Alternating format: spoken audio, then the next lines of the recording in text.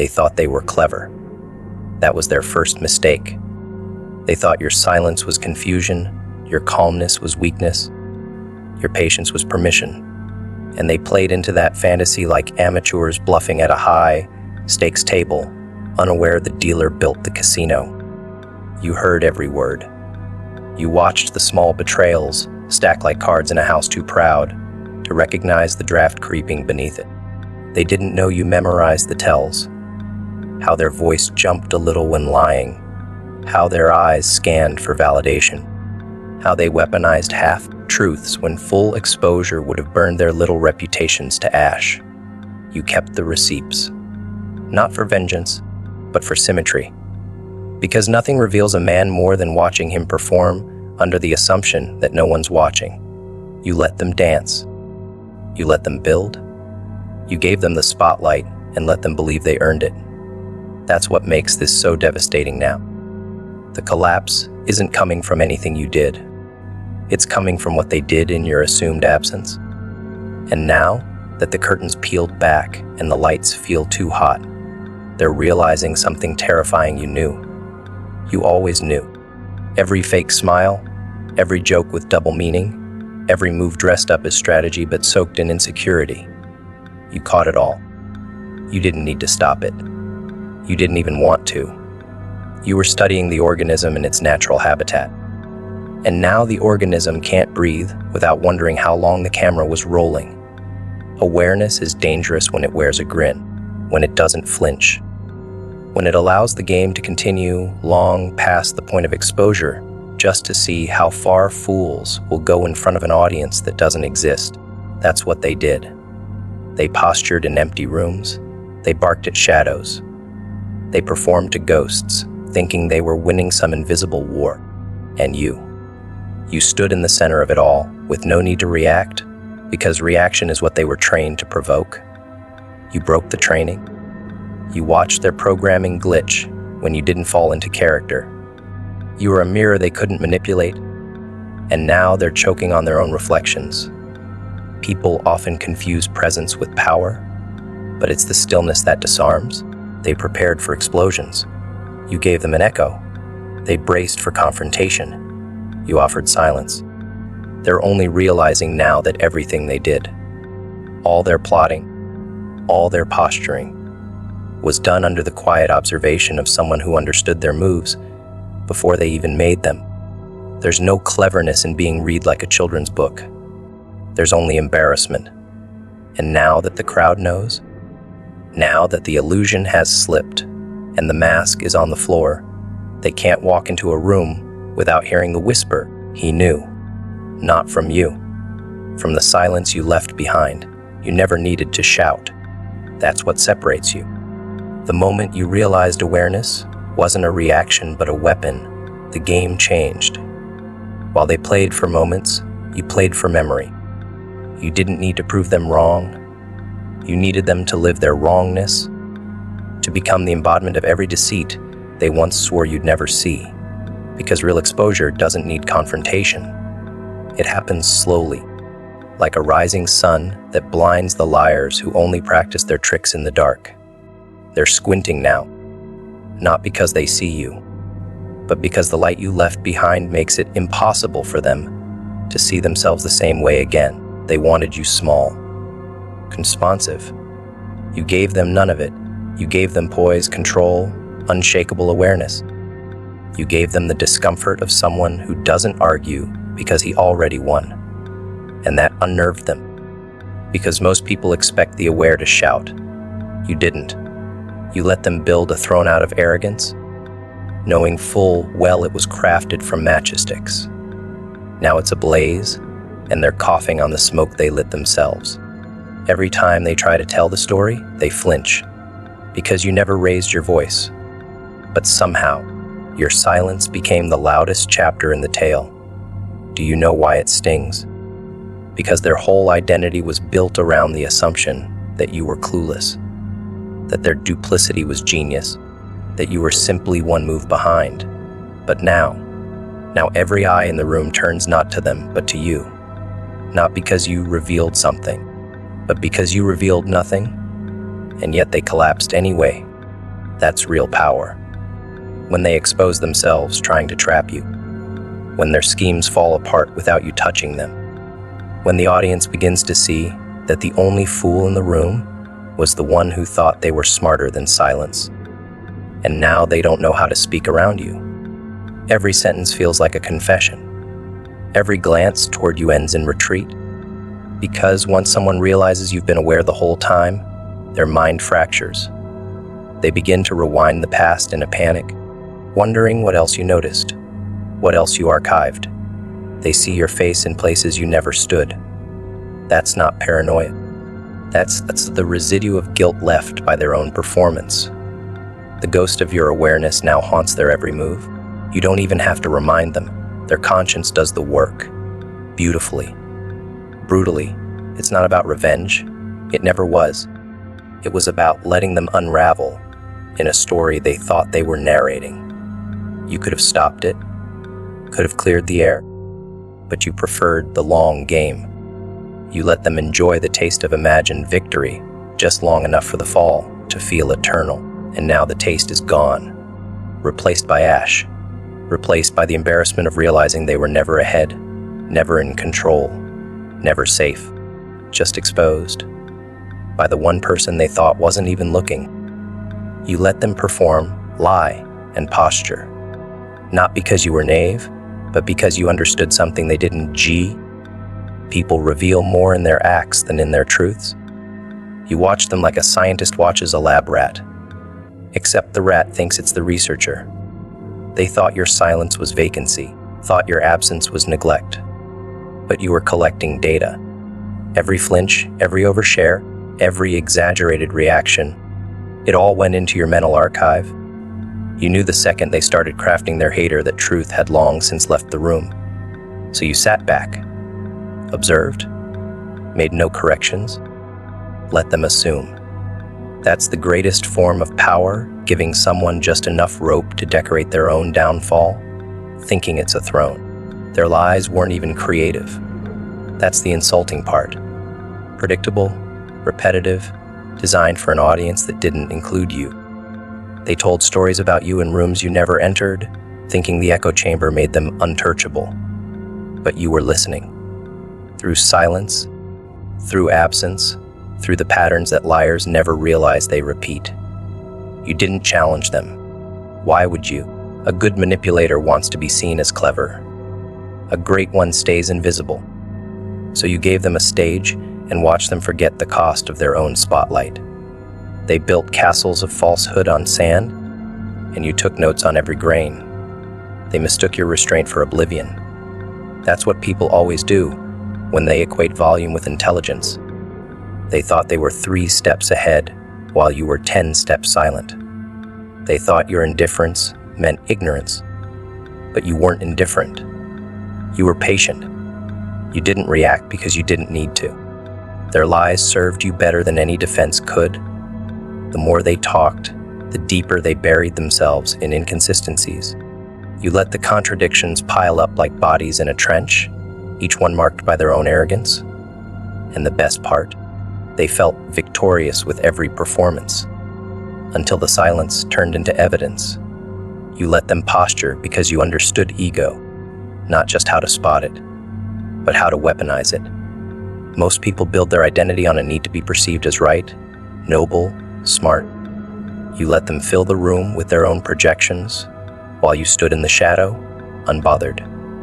They argued against imaginary threats, fought wars with paper dragons. They needed conflict to feel relevant, so you gave them just enough resistance to trigger their performance, and then you let them tire themselves out. That's how real power works. It doesn't dominate. It evaporates your opponent's energy by making them believe they're in control. They spun their lies so often, they began to believe them. That's the problem with unchecked deception. It morphs into delusion. And you knew that. You understood the psychology of repetition. You knew the human mind, when soaked in falsehood long enough, will start hallucinating reality. So while they built delusions to protect their image, you watched the borders of their empire crumble. Slowly, quietly, beautifully, one contradiction at a time. Their memory became unreliable. Their allies began noticing gaps. And you never lifted a finger. The unraveling was internal. You were just the mirror they refused to look into. They wanted attention. You gave them an audience. They wanted control. You gave them enough rope to feel like puppeteers. But all along, you were the hand behind the curtain, managing the tempo of their downfall. See, you don't expose a liar by calling them out. You expose them by letting them talk. And you let them talk for far too long. They performed character assassinations thinking no one would see the blood on their hands. But eventually, their stage collapsed under the weight of their ego. And now the audience is asking questions. Now their credibility is a joke. You let them lie because their lies were weaker than your truth. That's the ultimate flex. You didn't need to refute. You didn't need to defend. You let their stories rot in real time. You didn't need to yell back. You just survived long enough for the rot to be visible to everyone. And by the time the dust cleared, you stood there clean, untouched, undeniable. Not because you fought harder, but because you didn't need to fight at all. Truth ages well. Lies don't. They're embarrassed now, but they'll never admit it. That's part of the punishment. They'll act like nothing happened. They'll try to befriend you again, pretend they were just misinformed. But you'll see it in their eyes. That flicker of recognition, that moment of dread. Because deep down, they know you always knew. And now every word they say feels fake, even to themselves. That's the long-term consequence of unchecked ego meeting unshakable awareness. They don't trust their own story anymore. And here's the cruel twist. They thought they were building a reputation by tearing you down. But you were building something took memory, patience, restraint. Your silence wasn't weakness. It was evidence. It was strategy. It was chess while they played darts in the dark. Now when they speak, people look twice. Now when you speak, people listen. Because you didn't win through destruction. You won through discipline. And discipline terrifies the performative. You could have exposed them the moment the lies left their mouth. You had the facts, the receipts, the history. But that would have been mercy, wouldn't it? A swift end, a clean cut, and you weren't in the mood for charity. Not this time. You'd already played the fool once, already given them chances to stop digging the pit they swore was your grave. No more. So you let it play out. You let them construct the narrative, inflate the illusion, decorate their little facade with just enough arrogance to make the fall theatrical. You let the whispers pile up. Let the fake alliances tighten around their neck like silk scarves that would soon turn into nooses. You knew the truth would land heavier when it wasn't thrown by you, but dropped by their own weight. There's a unique kind of elegance in watching someone's self destruct while believing they're dominating. That's the theater you mastered. You didn't need to rush in with evidence or plead your case or make noise. You just gave them space. Space to perform. Space to twist stories. Space to let their own confidence rot their credibility. And you sat there, the still one. The one who didn't chase vindication. Because you understood something most don't. Exposure hits harder when it's earned through spectacle. When they've dug themselves so deep that silence becomes a mirror, reflecting every misstep back in glorious, undeniable clarity. You weren't after revenge. You were after revelation. And revelation tastes better when everyone is watching. They assumed your silence was weakness. That's their favorite delusion. They confuse the absence of retaliation with the absence of awareness, but you weren't passive. You were precise. Timing was your weapon. You knew the moment they started spinning their web that the only way out would be entanglement. So you left them alone with it. You left the lies untouched, like bait hanging just low enough to seem safe. And they bit, again and again, until even their allies began to flinch. Until even the room they thought they owned started whispering when they walked away. Because real exposure doesn't start with a scandal. It starts with doubt. And you let them build that doubt themselves. You could have thrown a grenade, Instead, you gave them rope. And rope is patient. Rope is polite. Rope doesn't scream. It waits. Tension by tension, it learns the shape of its target. And then, when the moment comes, it snaps into place. That's what they felt, in the end. Not a bang, not a fight, just pressure, quiet, inescapable final. Their collapse didn't come from your hands. It came from their own momentum. That's what made it beautiful. You gave them nothing to point at, no outburst, no scandal, no retaliation.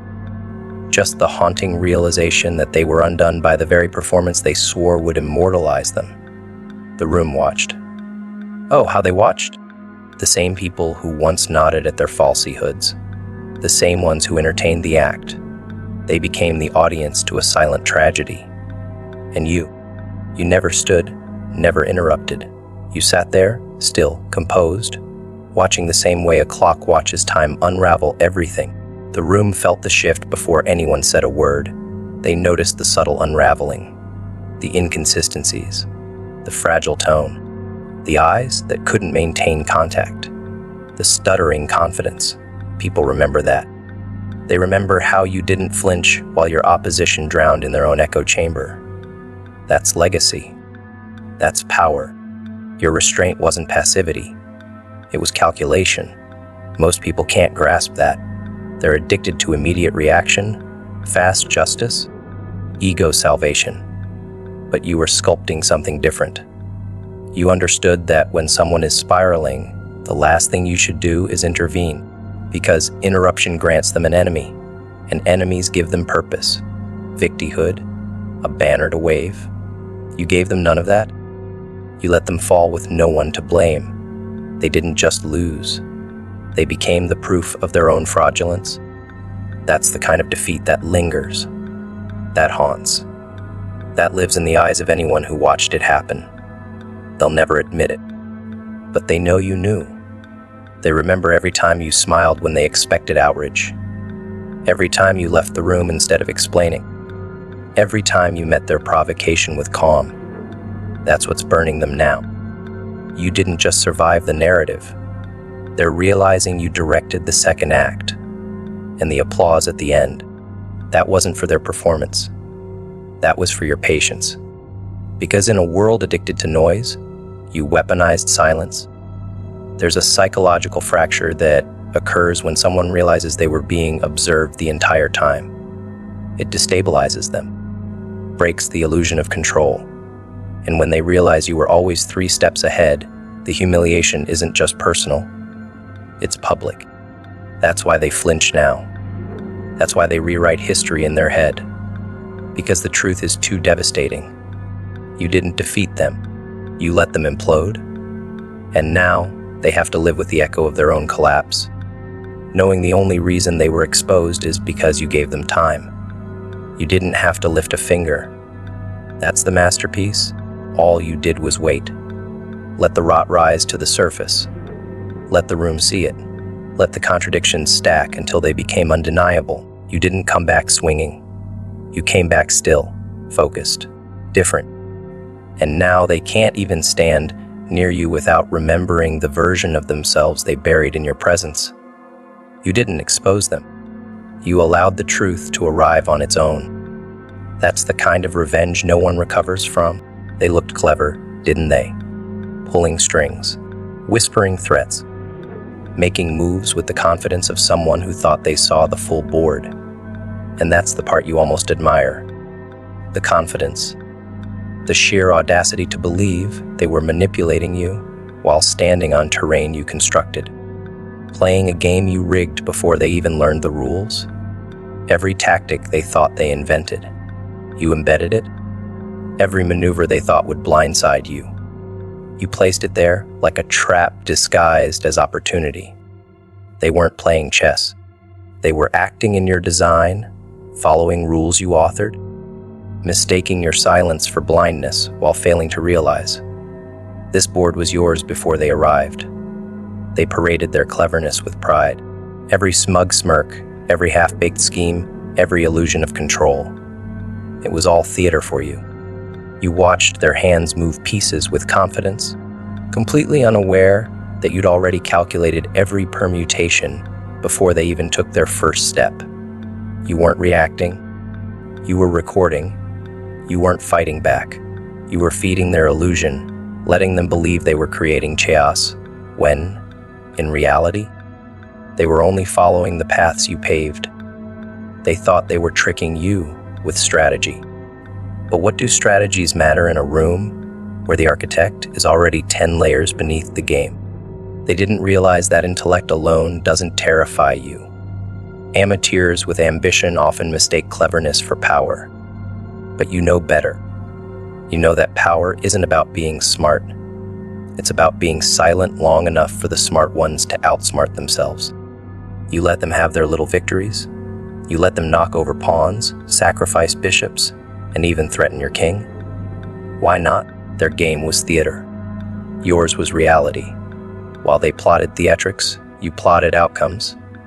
And the outcome was always the same. They thought they were winning, right up until they learned the board they played on was designed to collapse under the weight of their own arrogance.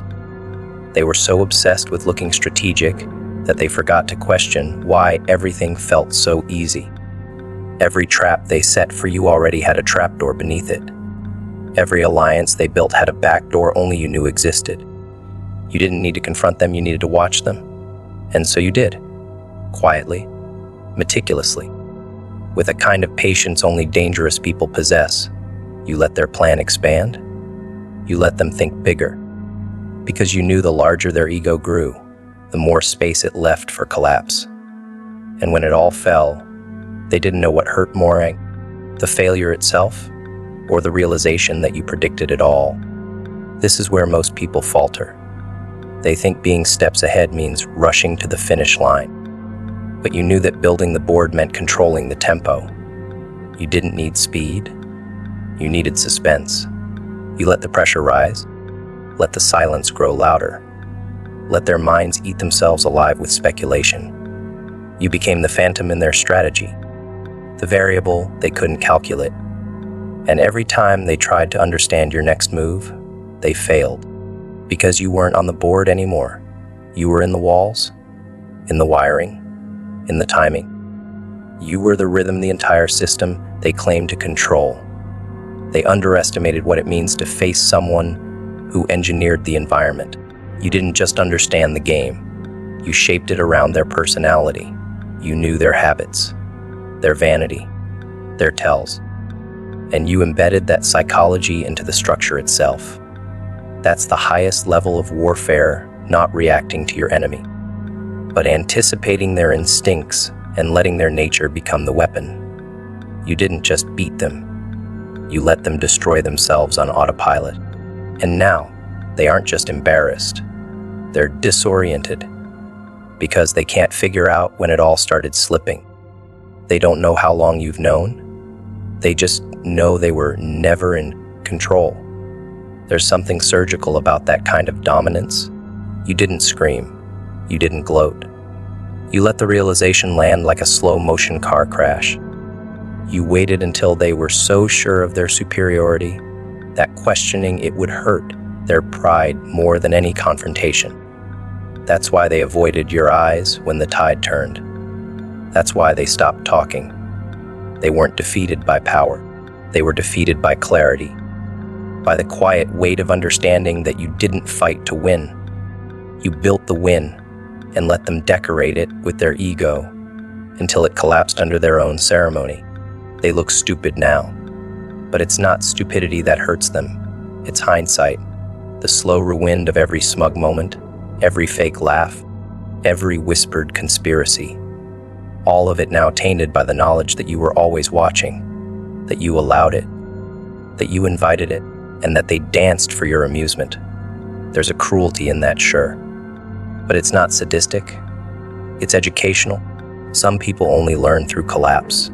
You gave them that lesson, not out of malice, out of inevitability. Because arrogance playing chess against the architect of consequence will always end the same way, with checkmate delivered by silence. And now, when people mention your name in their presence, they flinch. Not because you hurt them, but because your restraint haunts them, because they know you could destroy them sooner. You could have broken the illusion with one word, one move, one exposure. But you didn't. You let them unravel in public. You let the crowd see who was who. And that's what stings the most. How obvious it looks now. They thought they were playing the game. But you were the game, and they were just a piece you let believe it was a player.